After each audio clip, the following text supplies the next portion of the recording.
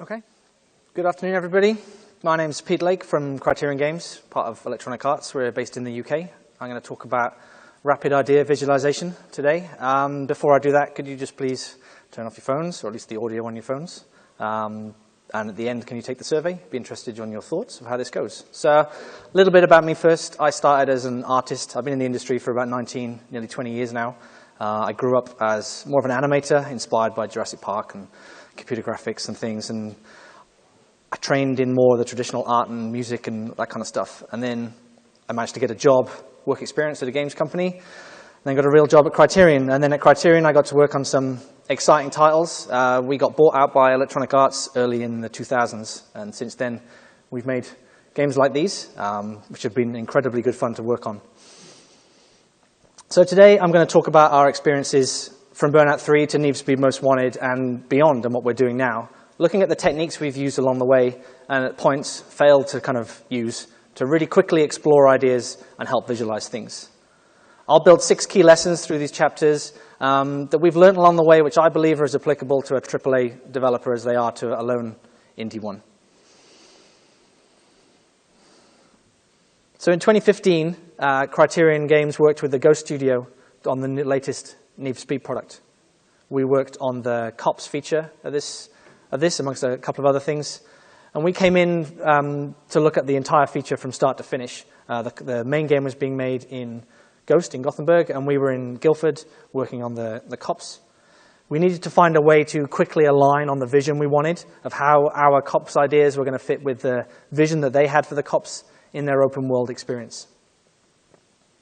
And we knew that prototypes could help align people around ideas and allow us to explore things really quickly. So we got a team together to start building a prototype for what we were doing on cops.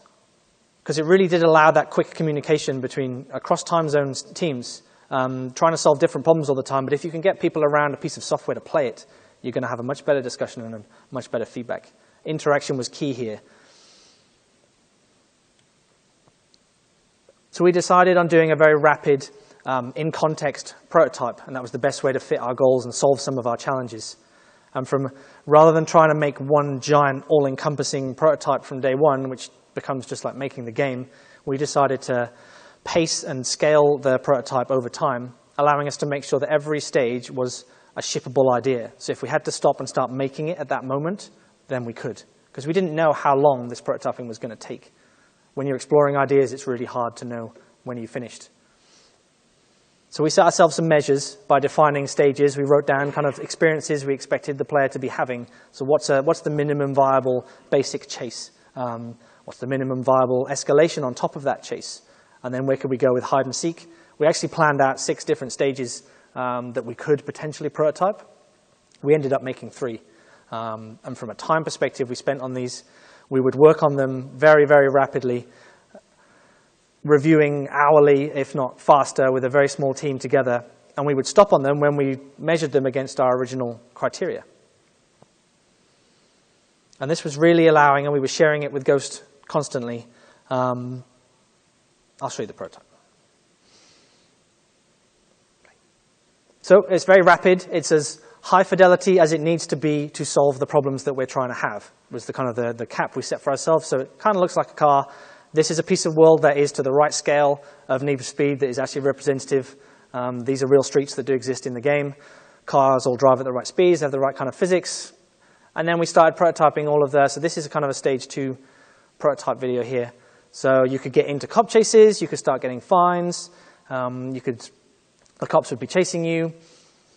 More cops would come into the chase as the chase would escalate. We would have roadblocks and things. So this was really allowing us to have these really rapid discussions. We could get around software, both on our end and in the Gothenburg studio, and discuss, well, are we starting chases too quickly? Are the cops behaving properly? Are the patrol routes the right kind of things? The vision they had for the cops was a much more authentic cops where they'd be parked up on the street waiting for you while they'd be patrolling. We wouldn't be doing a lot of the spawning in of cops that we'd done on Rivals and other games. It also allowed us to explore some more interesting things with the player feedback, as far as what can we do with the camera to give different information, and how do we want to be exploring. So here's a little bit of how it turned out at the end, if you haven't seen Need for Speed.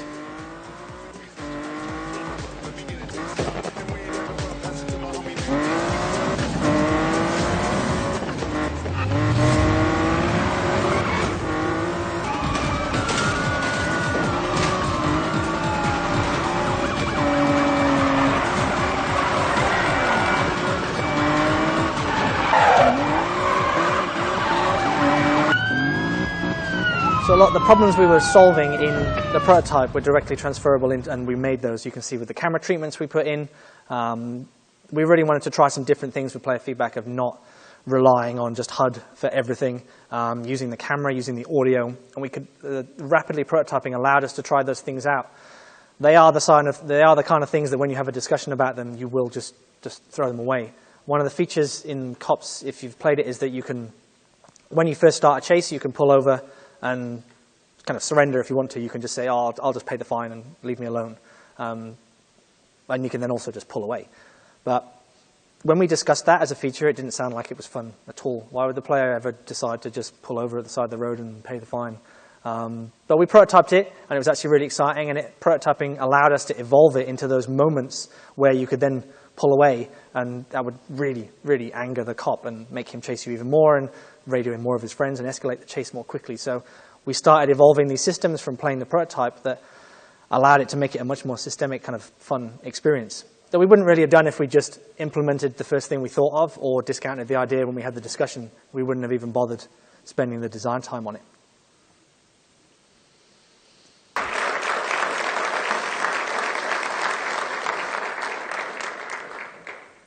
So when you're building a prototype, what sort of staff and how much staff do you put on one particular concept? Sure. So it depends on the scale of the problem you're trying to solve, and in a way the skill set of that. So what we've tried to do at Criterion is keep a minimum viable team. So let's say that the cop side of things, that ended up being 5 people at its biggest. So we had 2 engineers, 2 designers, and a producer, but everyone's kind of getting involved in everything else. So we're doing our own audio and all this kind of stuff.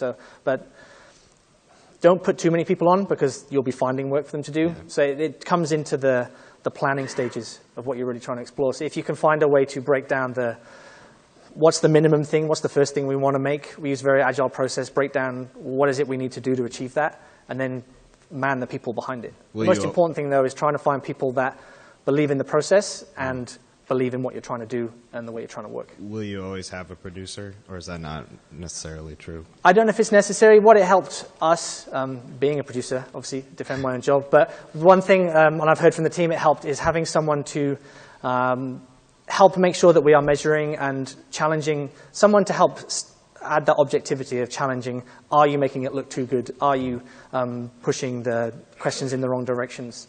And in our case as well, it was making sure that someone is making sure the communication happens. Mm-hmm. So with us between studios and things. So when you're in a bigger organization like we are, that really helped. I think it's a role that needs to happen, but that could happen on the team in the same way that you don't need an artist if you've got an engineer that can also be an artist. Thanks. Cool. This side. Hey, so about the project where you worked on the police chase thing, yep. It seemed like you initially started with like real maps of like the real driving routes and stuff. So in that case, you brought something that was going to be in the final products into your prototype. I was wondering if you also go sometimes in the other direction where you, in your prototype, you have some, for example, AI or behavior code that you actually eventually end up using in the final product. And do you have any guidance around that? Yeah, absolutely. That is exactly what happened on the cop side of stuff. Yeah, we were in a lucky position with the visual world there that the Ghost team already had some world that we could take, which was great. But we did take things from that prototype into the production engine. So from a design data point of view, we took through like because that was an actual piece of city, we took through the cop patrol routes and things that we designed. We exploited those straight into our production engine, but also from not necessarily from a code point of view, but proving out the logic that you expect to use in your code and authoring it in the same way, we would do that. So in that instance, we used Unity to allow us to separate from our production engine, and we would author and do a lot of the code in the right order and the right logic for the AI and to test out behaviors and the design of when things would turn on and off, the roadblocks and things, and that's directly applicable to the planning and the writing of the code we did in our production engine. So it was, you used the same ideas, but you had to eventually re-author that stuff, right? In that case, we were re-authoring them in a different language, yeah. Cool, thanks. When you do your prototyping, do the designers really get deeply involved in that? Do your designers actually know some of the things that you need to do to set up a scene to be able to prototype? Yes, at Criterion they do. Everyone, even myself as a producer, we would get our hands dirty and roll our sleeves up in it. So Different designers to have different levels of wanting to get involved, but we try and make sure that everyone does have a basic kind of knowledge of how to use the tools that they have at hand. Some of that comes down to, if you challenge a designer to solve a problem, let them find the tool that is most comfortable with them. We try not to force a particular piece of software on somebody. And that's where I talked about the off-the-grids and the hackathon ideas. Those are moments where people can have time to themselves or with other groups of people to explore learning the new techniques and the tools that they would need to do that. But yeah, our designers aren't just designing. They would get in and be scripting and laying out levels and making the cars you see were all made by a designer in that instance. We didn't actually have an artist on that prototype.